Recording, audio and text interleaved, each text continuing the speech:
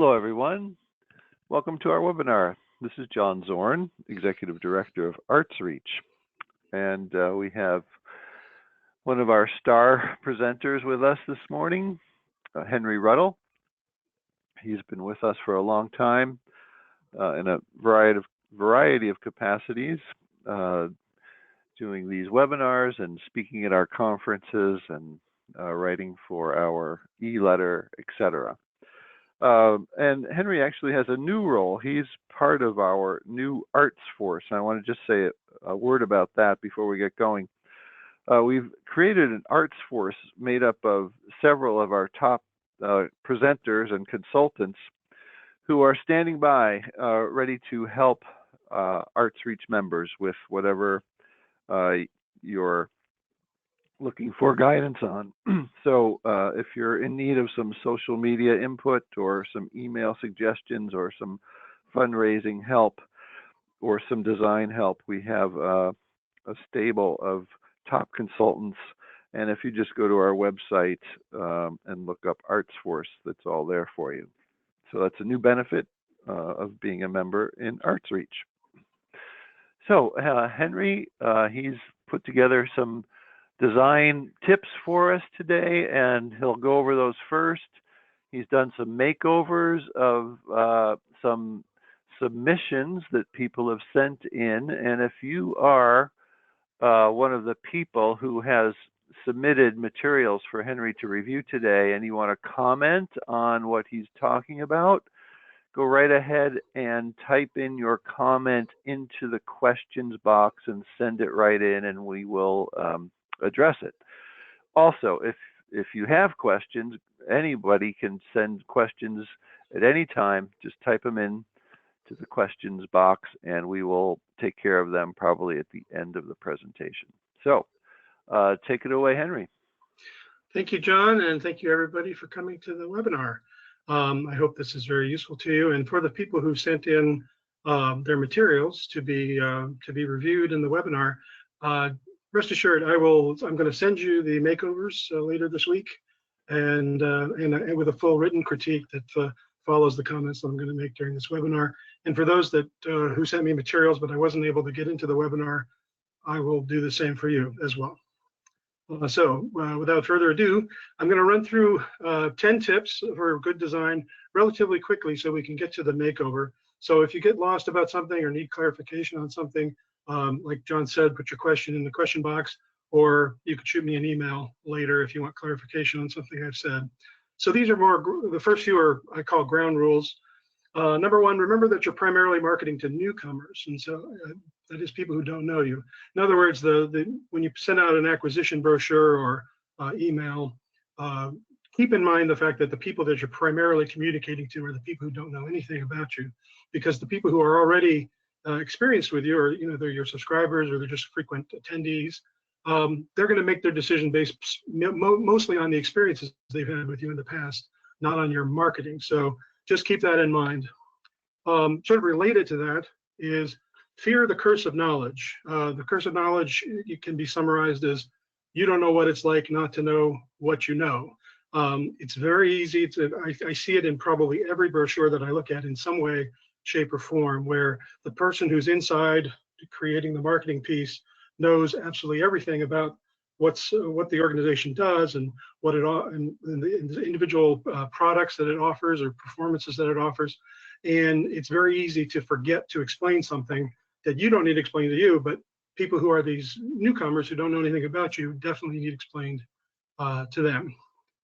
Number three, put up banners, not barriers. What I mean by that is when you're designing a brochure, you want to be creative and you want it to look good, but sometimes the things that you do to make the brochure more exciting or more interesting or more artistic end up being a barrier to comprehension on the part of the person getting it. So I say put up banners, meaning it's great to do things that attract attention, but just don't overdo it or do it in a way that doesn't take into account the audience's perspective on things and end up becoming a banner. So often the way that's expressed is that somebody will say, well, we want the brochure to be intriguing, but the intrigue often ends up turning into confusion if it's not done right. And then just a practical tip, always show a prototype or a beta site of your marketing materials to a stranger, somebody who's not part of your organization, before you publish it. And ask them an open-ended question like, what message does this piece convey? What does it say to you?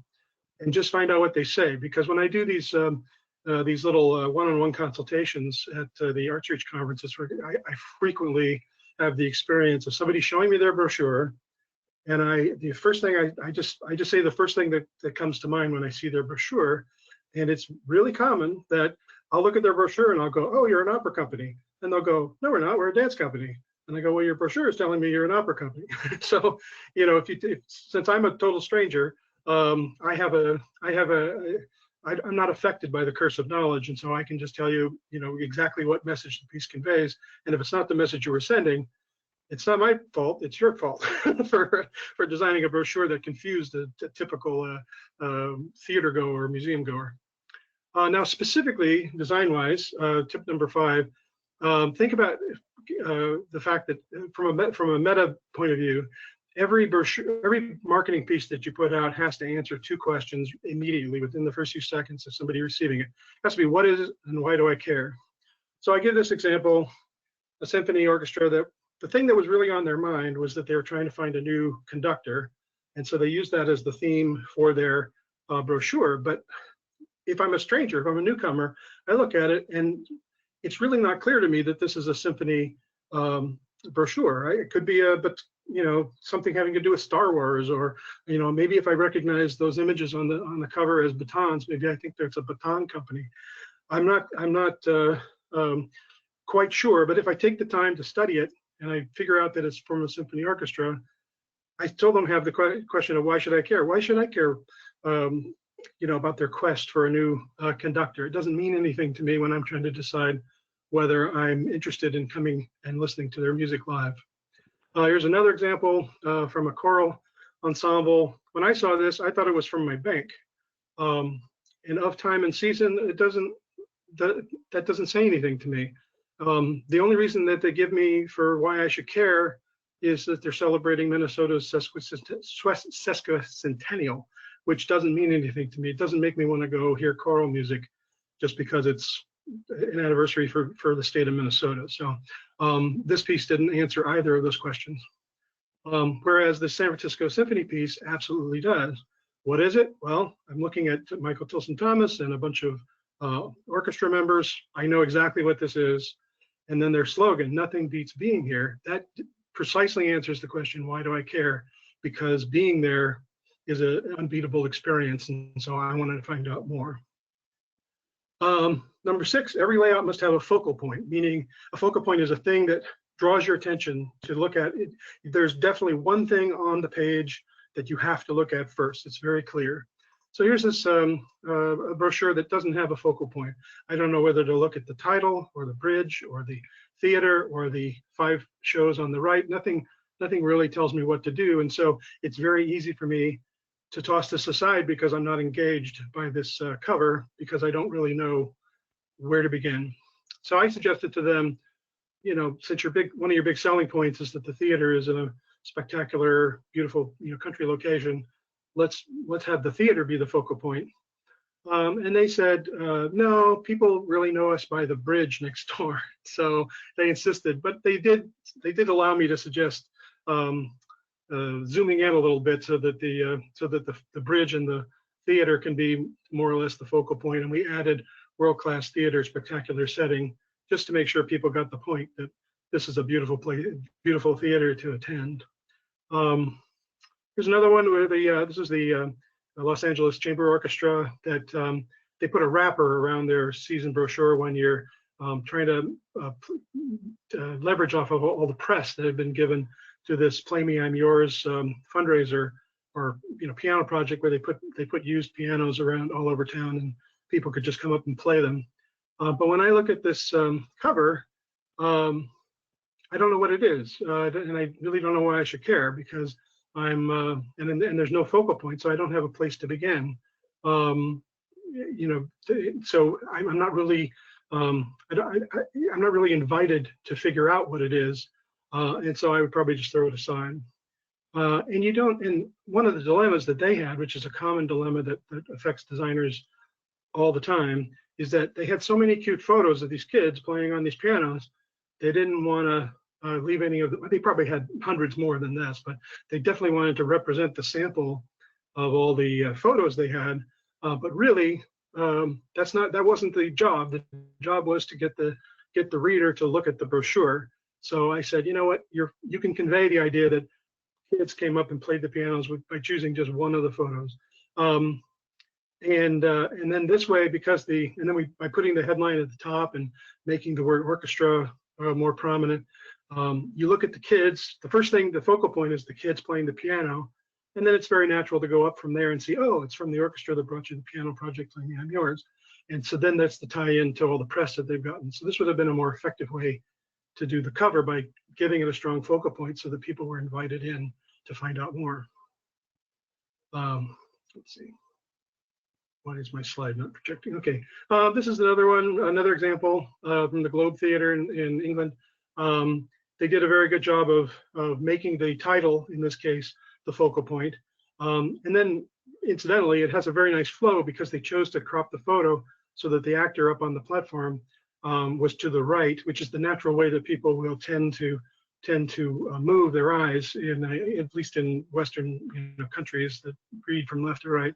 And so so you look at first at the 2012 theater season, plays the thing in the center, and then you look at the actor, and then the natural thing is to snake around, look at the audience, and go up and see, oh, it's Globe Theatre, all right.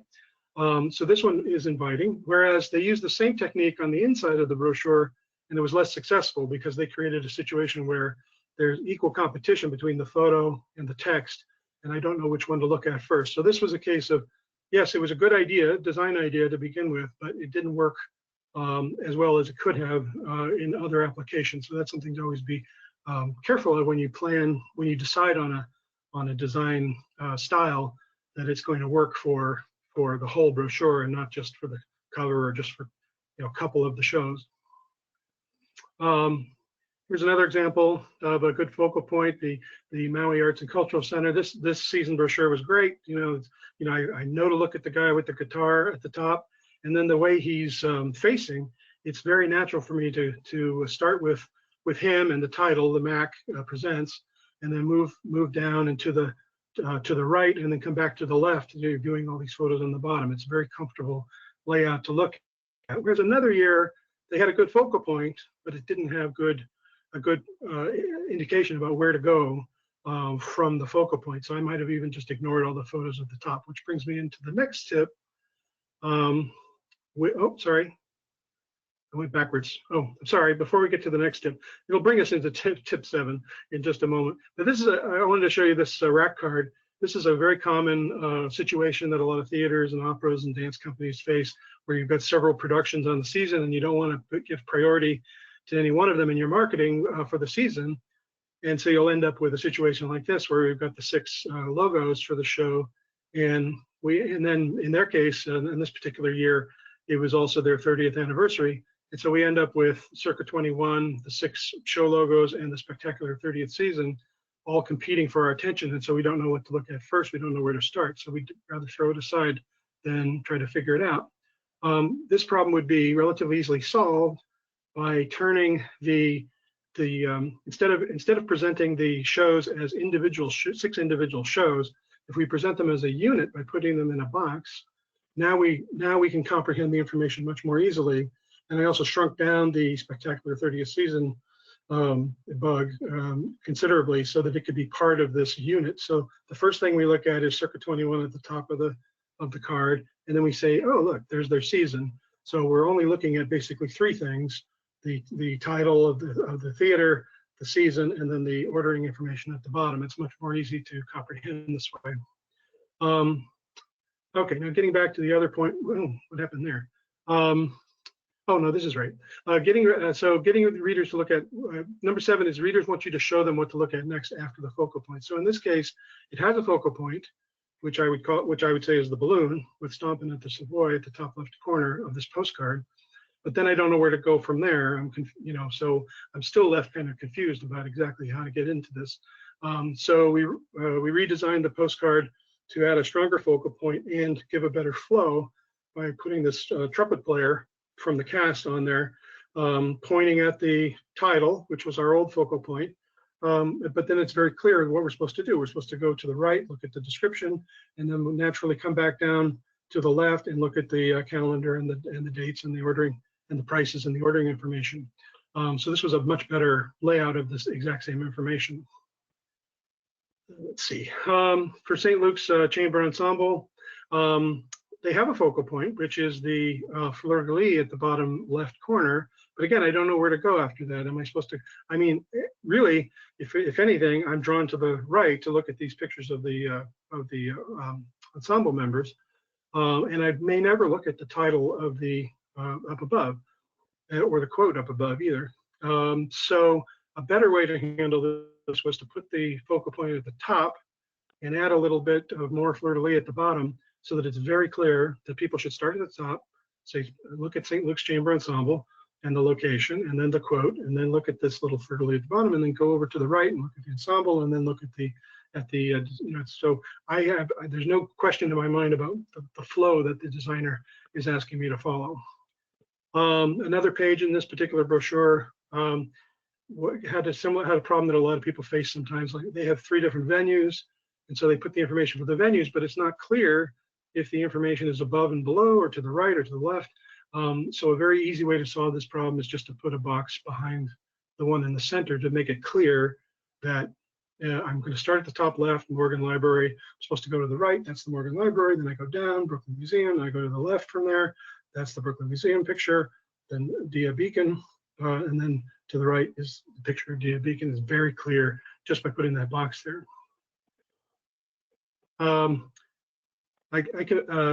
This is a two-part rule. I kind of described the same rule of thumb in 2 different ways. 8A is, if everything is bold, then nothing is bold. So very common problem that we kind of discussed a little earlier. You got a bunch of different shows on the calendar, and it's hard, and you don't want to favor any one over the other. And so, you can end up easily creating something where everything is shouting at you on the piece, and you don't know what to look at first, and you don't really know how to differentiate different pieces of information from each other, because they're all shouting at you. Everything is, pretty much everything is bold except for the little quotes that go with each one. They did what I thought was a much more effective version of this, where they said, okay, well, Wynton Marsalis is the most famous performer on this list, and so they created another version of it which features Wynton Marsalis. So I can go, okay, Wynton Marsalis there, he's my focal point. And then they made the name of the performers bold, and they made the times and dates not bold. And so it's very easy to pick out what shows are coming up, and then secondly, when they're happening and what time they're happening. It's very easy for me to digest this information, whereas it was very difficult to digest the other version. In this other example, this is an example regarding just how things are rendered in text. So here's this list of performances coming up for this particular symphony orchestra, and if we just look at one of them, you'll see the issue. So the date's important, but they figure, well, the soloists and the conductor are equally important, so they put them all in bold, and so they all just kind of bleed together. So a thing to have done here would have been to find some way of still making it important, but to differentiate the people from the date. And so one way to do it is to do it in a lighter, to scale it back, make it a different color, or in this case, making it a different color, meaning gray. And another thing to catch on to, whoops, sorry, went backwards for a second.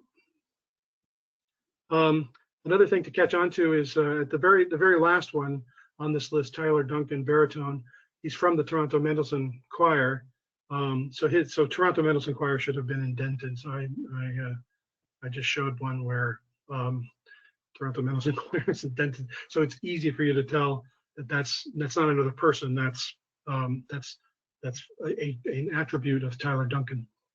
Another thing you could have done to differentiate this from the date and to make sure people could tell them from each other would have been to use bullets. This is one case where bullets would have probably been handy.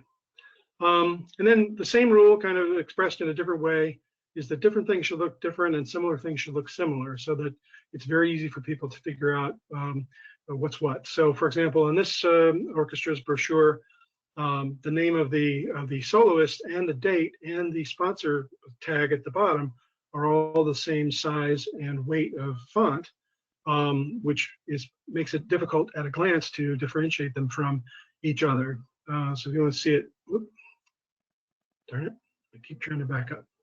Okay, if you want to see it up close, there we go. There it is. So one way to fix this was to put the date into reverse it out of a black box, and to make the sponsor tags italic, so that so the soloist look one way, the date looks another way, and the sponsor tag looks a different way, so that we can easily tell them all from each other.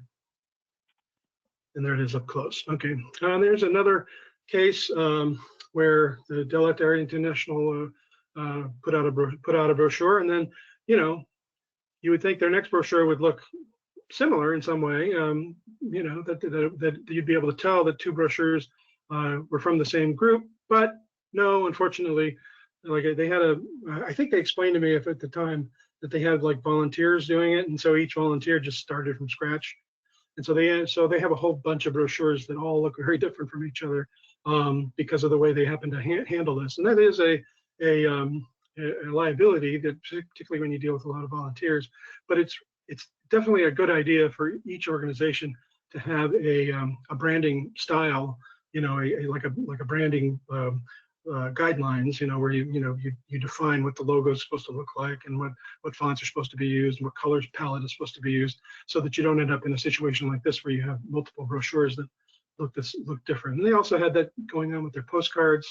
So like here's two different shows from their season, and they, if I saw these, I would have no idea it was from the same group, because there's nothing similar. Now I think it's permissible to have the title of the show, be, in its own unique style that's associated with what the show's about. But then everything else should be consistent from postcard to postcard, or from brochure to brochure, so that people develop a knowledge of what the organization is, what their language is, what their marketing language is, and they become fluent in it over time. And they're very comfortable when they receive a postcard or a brochure from an organization that they've seen things from before, because they recognize it, and it's easier to get them to read it, because they don't have as much struggle with that first question of what is it and why should I care, because they've gotten used to what this organization sends to them. Number 9, for something to pop, it needs to have something to pop out of. We see this San Francisco brochure again, just because I thought this was a good example of this, where you have Michael Tilson Thomas's head and hand popping out of this background. And the reason why it works, the reason why it's dynamic and it's eye-catching, is because of the box. If this was not a square box, if it was like had a funky shape around it, if it was an oval or a rhombus or something, then there'd be too much going on, and there wouldn't be we wouldn't be as intrigued by the Michael Tilson Thomas pop out as we would otherwise be, because there'd be too many other things distracting us. So even though we can, like with the Adobe apps and things that we have now that people are using, who are not necessarily trained in graphic design, it's very tempting to do whatever the program allows. But sometimes the best thing is to restrain yourself, so that the things that you want to call attention to are easy for the viewer to see. Here's another example where it's just a photo. It's a very static, stage. There's nothing going on the stage, but this guy pops out because he's got his leg raised and his arm raised, and he's got a big, happy expression on his face. And so our eyes immediately go to him, and we pay special attention to him because he's popping out of this static background. One of my favorite brochure designs is the Scottish Opera brochure, where, everybody knows what a human face looks like. We're mesmerized typically by human faces, and especially this one where there's water flowing out of her eyes. And this is one case of where a designer added intrigue, and it's actually intriguing and not confusing, because I don't know why there's water flowing out of her eyes, and I'm curious about it, and I want to look inside the brochure to find out what show this is for, and if there's any kind of tie-in in the text to explain why this water's coming out of her eyes. So this is one case where intrigue actually works in its intended fashion. And then lastly, fit the brochure to the content, not the content to the brochure. So what I mean by this is sometimes your designer will get a really creative idea, and then they'll shoehorn the content of the brochure into this creative idea, regardless of the fact of whether that creative idea is the best way of presenting the information. Or sometimes it's a board member who has a creative idea. I have a few stories about that, where a board member stepped in and said, "No, I think we should do it this way," and their way was not the best way to present the information. So I'll give you a couple of examples. They had the very creative idea of theming the brochure around Las Vegas. What was really odd is that this theater was not in Nevada, so I don't know why they did this exactly, but they had this creative idea that their brochure was going to have this gambling theme. The cover, you could, all right, maybe you could get by with this, but then they took it a little too far, where on the inside, each artist who was performing in this Performing Arts Center's season were turned into a playing card, which was just made it confusing, and I it just did not work. The idea was creative, but it just did not work when it was implemented. Same thing with this brochure, where they had the creative idea of turning the brochure into a Mad Libs game. Hopefully, you guys are familiar with the Mad Libs game and recognize this iconic design style of Mad Libs. This, it's okay. It's creative, but then they took it too far, and on the inside, they turned all of the show descriptions into Mad Libs. And sorry, I'm not going to take the time to figure this out. This is the kind of brochure where I'll get it and I'll go, "Oh, that's cute," and I'll throw it aside and never look at it again. So this is a case of like I say, the content being made to fit the cute idea of the brochure, and not the brochure serving the needs of getting the people to understand the content. So I'm going to switch over to show the makeovers now. Does anybody have any questions yet, John? Nope, no questions yet. Okay, so we're going to start with NWCT, the Northwest Children's Theater. So this is their newsletter that they sent me, and it's mostly an event listing, as you'll see in a moment. Now, it's very well done. They do a great job of similar things looking similar and different things looking different. So, for example, and not having too many things bold, and most of the rules that I was just going through, they do a great job with on this brochure. But the one thing that they don't really have is there's no focal point on this page. If any, there's, it's kind of like the title, the NWCT News, and the picture of the kids are kind of competing with each other for what you should look at first, and you don't really know for sure. So you probably, to their accidental benefit, people will naturally default, if they don't know what to look at first, to the top left-hand corner, which is kind of the way this is set up. That you start at the top, go to the bottom of the first column, then you go back up to the top of the second column, and so on. So it's not it's not bad. It's a well-done newsletter. But I thought it'd be better if it had a focal point, and it'd be better if the title was bigger and could attract more attention to the top of the page, just to make people certain that that's what they were supposed to do, is look at the top first. So I did a little makeover. Come on. Let me switch to Henry. The person from Northwest Theater says that it's not a standalone newsletter. It's part of their larger brochure for classes. Okay. So it's like an insert. Is that the idea? Oh, well, she doesn't have any. That's the problem with having to do two-step. Anyway, okay, but that's good to know. Anyway, so I thought, well, a better way to present this page would have been to give it a clear focal point. So I thought, well, we're going to enlarge the title, NWCT News, and enlarge the photo to make sure that people have definitely something to look at, and also by making this the focal point, it would get more people to read this Welcome to Spring Classes note from the education director, and then they'll continue as expected, with audition intensives and so on, looking at the other material on the page. I just think this is more inviting to people than the other layout, and so more people will take the time to at least take a look at the photo and maybe scan the rest of the information. And then the rest of the thing I thought was just fine. It's clearly an event catalog.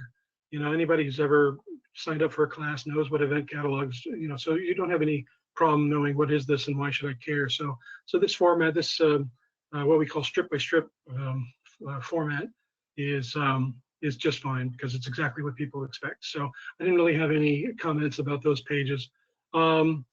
This page with the I love the fact that there's a like a season at a glance kind of page. Those are always very helpful to readers because it's easy for them to kind of figure out, all right, the dates and the times that are going to work for them. And the design is good because it's got these nice pictures up at the top. So it's very clear to me to begin at the top and then work my way down through the list. So I thought that was well done. And like I said before, this is exactly what you would expect, and so this is just fine. And then the back page, yeah, in fact I love it when people put a picture on the mailing panel. So the top half of this page is the mailing panel. So this will be folded in half when it's mailed. And I wanted to point out something about this, which is when people, because of the way they formatted it, where the bottom half is also right side up, what people do is when they see the mailing panel, they'll tend to flip it over to see the other side. And the way this is formatted, when they flip it over, the stuff on the other side will be right side up. So that's a good strategy for how to design the mailing panel page. Also, because the mailing panel is on top, I don't know if you can envision this, but when they pop it open and to see the full page, the front page will be also right side up. So this is definitely the right way to design a mailing panel page. So this is so going on to the second piece that they sent me. This is a flyer, advertising subscriber discounts.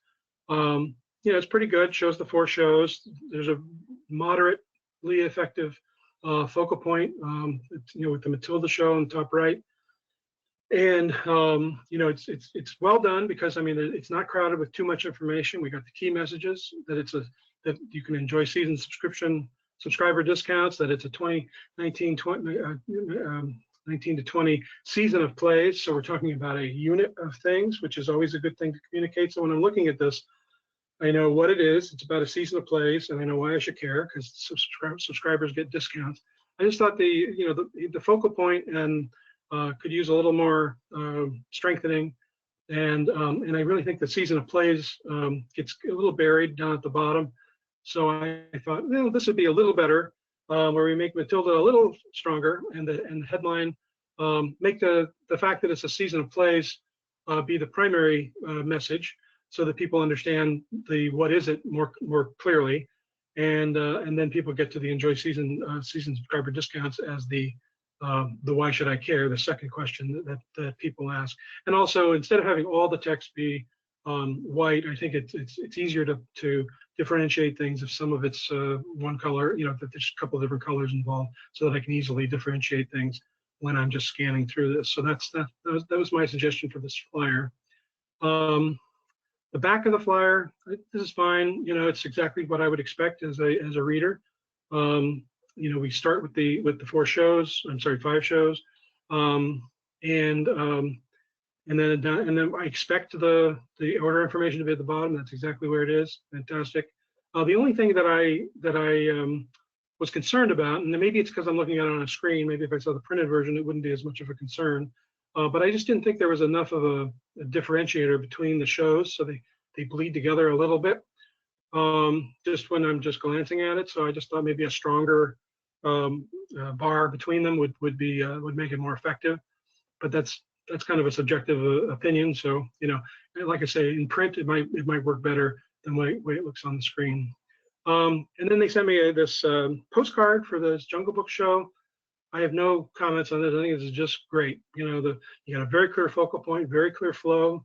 It has only the information that you need on a postcard.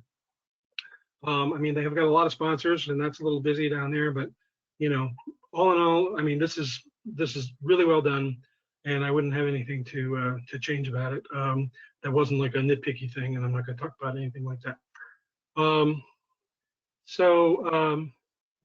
Let me move on to the second makeover, which is the Frostburg University Theater. An interesting coincidence with this is that the current marketing director is Melanie Moore, who's on the call today. And 10 years ago, I did a webinar, a similar webinar to this, with Mary Jane Plummer, who Melanie told me just retired a few years ago and used to be her boss, and so she's taken over Mary Jane's job. And so we did Frostburg 10 years ago, and now we're doing Frostburg again. So this is the cover of their season brochure, and it's got one of the things I really like about it is I love when a performing arts center will put something like how they've got live music, dance, comedy, theater, and put like a picture of different types of performances on the cover, because this orients people into the idea when they're thinking what is and why should I care, that they understand that this is not from a theater company, this isn't from an opera company, it's not from a jazz band or a dance company. This is from a performing arts center that's presenting a variety of acts, and so they're oriented immediately on seeing this cover into what to expect. And I debated the question in my mind, which I'm sure the people there probably debated too, of should they explain what CES means, since it's just kind of there. It's not obvious what it means, and I think it's fine the way it is. I don't think anybody particularly would care. I think all that a reader would care about is, okay, this is from a performing arts center at Frostburg State University. So the one thing that that at least I theorize, and maybe Melanie can correct me if I'm wrong about this, is that as you'll see, we're going to run through a few pages of this brochure. I think the designer started with the idea that that a bunch of the pictures for a bunch of the shows made excellent backgrounds for presenting the information. And so there's a number of shows in here where a picture that relates to the show fills the entire page, and then the information is knocked out in white from those images. And so for the pages where that wasn't readily available, they chose this multicolored background to provide a similar sort of level of excitement and dynamism for the cover and several other pages. And that's a reasonable starting place, but I think it's an example, at least to me, it's an example of fitting the brochure into the design rather than designing to the content of the brochure to be the most accessible to the reader. So I think what we ended up with was a good idea kind of going wrong by making the cover and the other pages where this multicolored background is used just really busy and really hard to focus on any of the information that's trying to be presented, because I'm just too wound up by the background. So I don't think the background, I think the background fails on this cover. Probably, I mean, I didn't do this as a makeover, but I mean, maybe if it had been shaded back, to 20% intensity, perhaps it would have worked. I've done that on some makeovers, and it's worked. Or maybe if it was only limited to the top of the page, or the title, that would have worked. What I chose to do for the makeover was to just do a much simpler background, so that we could focus on the information that's being presented. And then once I saw this, I thought, well, we don't really have a focal point. I mean, CES is kind of competing with the guy who's jumping with his saxophone, and the singer at the bottom, and for your attention. And so I thought, well, let's just rearrange things a little bit and try to give it a stronger focal point. So I said, let's have the guy with the saxophone be the focal point, and then we'll flow down to look at the singer and the other three shows before going back up and looking at CES and the live music, dance, and comedy theater afterwards. So from the material provided, I think this was a more effective way to present that same material in terms of inviting the reader in to read it. Similar situation with the Season at a Glance, but by the way, Season at a Glance at the beginning of your Performing Arts Center brochure is invaluable because the way people choose what shows to go to, some people want to just look at the Season at a Glance and just figure out, okay, you know, Aunt Sue is in town on this day and they're putting on this show. Okay, we'll bring her to this show. Or I'm interested in this kind of music or this kind of dance performance or whatever, and you can find it easily on a Season at a Glance page like this. Whereas browsing through the whole brochure, you know, sometimes you get lost or distracted, sometimes too much to take in. So I love it when performing arts centers put these Season at a Glance pages in the front of their brochure, so because it orients people into what the experience that they're going to have looking through the rest of the brochure. It frames it for them. This page is a little busy already with the category tags on all the photos and the page numbers and so on. There's a lot going on this page. So again, I just thought, you know, this is a page that the competition from the image in the background just isn't helping me understand the information. Although they gave us the concession of simplifying the part of the image that's behind the text, but I don't think it was enough. So I would also have just simplified the background or gone without having a background at all on these pages, just to help me focus on the text and the images more rather than being distracted by the background. So let's see here. There's a second, you know, there's 2 pages of Season at a Glance, same thing, either a simple background or no background at all, just to help me understand the information. Here's the executive director's letter. Now, a couple of things I wanted to say about the letter. I know you probably can't read the letter from watching it on the screen here, but a couple of things I want to say is that, I mean, first of all, it's a little long, but the great thing about it is that what the executive director is talking about is the organization and their goals and you know, where they're going as an organization. Some of these letters will just be a paragraph form of a summary of the season, and you know, those are pointless. They shouldn't even be in a brochure. But if you're talking about the organization, the vision of the organization, where we're going, why we need your support, why we need you to subscribe, why we need you to donate, that's a great theme for these letters. And most of this letter is along that line. So I probably would have, there's a paragraph in here about the season that I probably would cut out just to make it shorter, because it's really not necessary, because that's really what the rest of the brochure is about.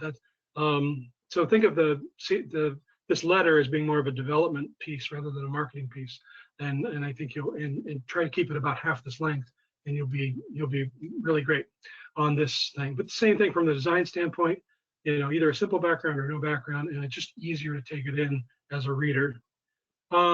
So here's one of the shows. Now this is an example of, I mean, who knows, maybe this was the inspiration for the designer, because this photo works great as a background. You know, we have a clear focal point at the top, and then we get to the title and the dates and the, you know, and the description of the show, and it's all in a very neutral background. It's easy to read, flows one into the other. This is an example of doing this the right way.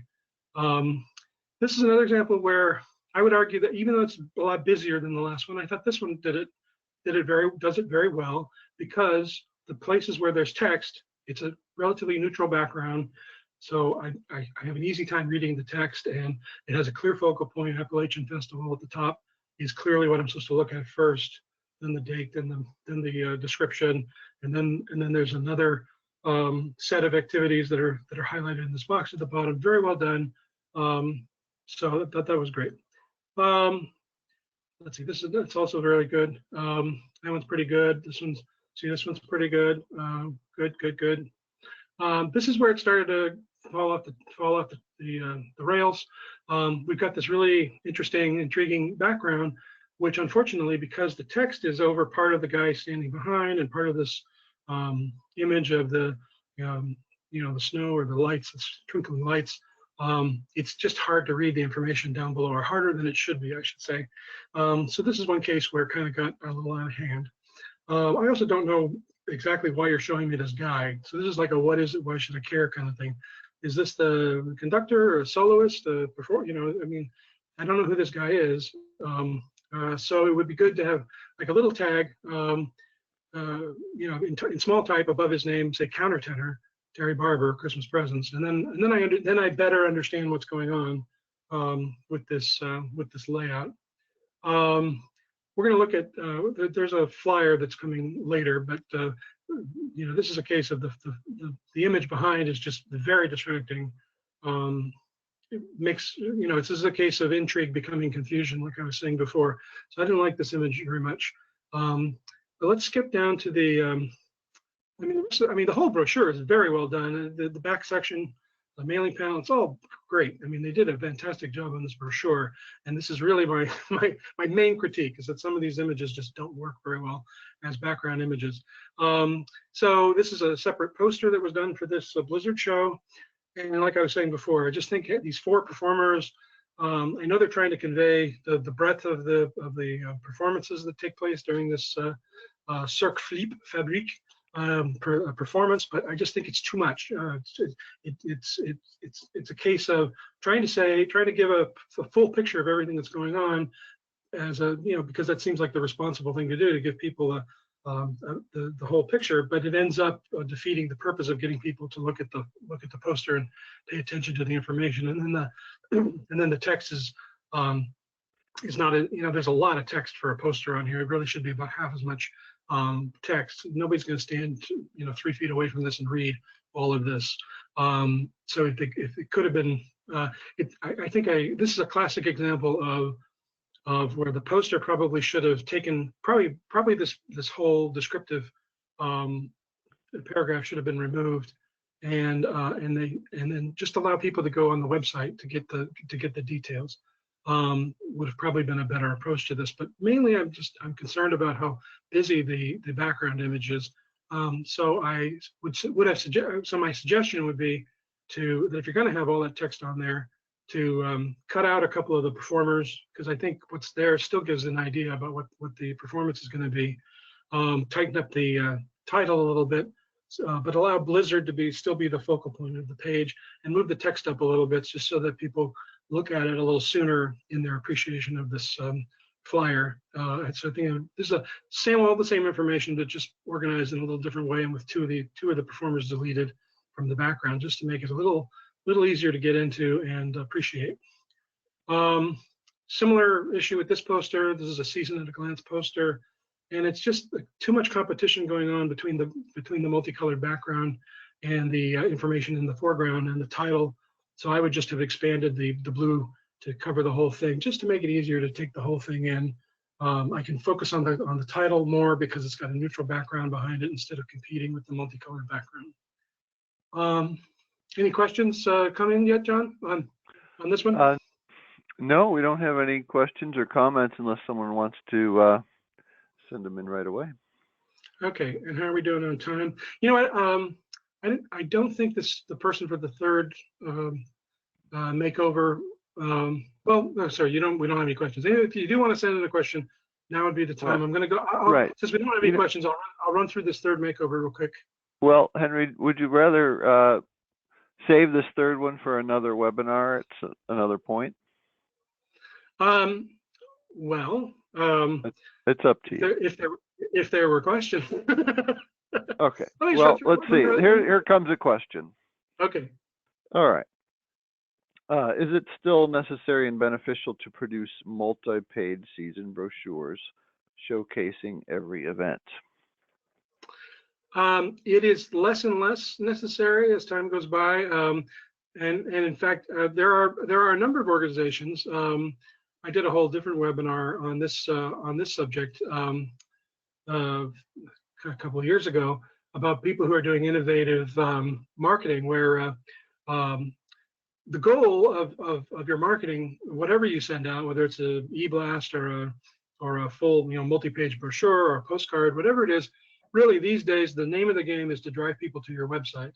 And so one of the way this multi-page brochure has, comes to exist is that before the internet, that was your one shot really to give people all of the information that they would need to decide to come to the show. Whereas nowadays, the internet is so integrated into most people's lives that if you could just drive them to the website, they can get all the information they need. In fact, you can have interviews with cast members, and you can have background articles, and you can have links to other information about the show. You can have a potpourri of information on the web that you could never fit in a printed piece.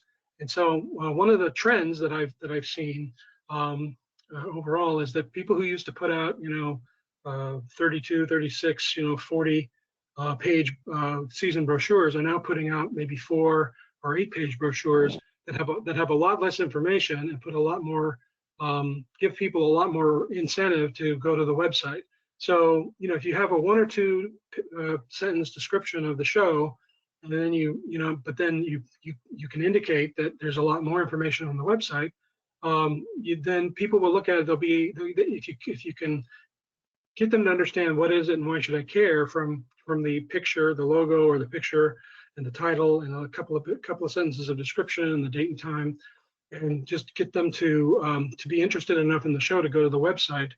Then that's kind of the best of both worlds. You save money on printing and on production expenses for your designer, and you get people to the website. Now, some people will object to that, saying, well, that's a kind of putting a barrier into the sales flow, that people have to do something. But if your brochure is enticing and clear about why people should be interested in your season, and it's not overwhelming. See, the great thing about it is that by putting in a lot less text, a lot less information, a lot less specific information about each show into your brochure, people are much more likely to read it because it's not overwhelming. When you get this 48-page tome, if the most natural thing to do is to say, okay, I'll look at that later, and then a lot of people never look at it later. Whereas if they get a 4-page brochure or 8-page brochure that's fun and it's got good graphics, and the shows look interesting, and then they're not overwhelmed with the text, they're much more likely to just look at it right then and there,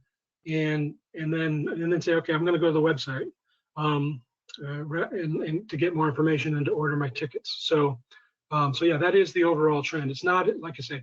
And then there are some people, for example, there's this really great example, which I don't have in this, I don't have a picture of it handy, but I'll describe it. There's this guy at the Tennessee Rep who experimented with just sending out, he had created these pens where you have a little pullout from the side of the pen of a like a 1.5 by like 5-inch sheet of paper that just pulls out, that's on like a spindle to make it retract if you let go. And on the front, he just had the logos and titles of and dates of the show, and then on the back, he had some information about like their education program and donations and stuff like that. And they had like I think they had like a 20,000 mailing list that they were sending this huge brochure to every year.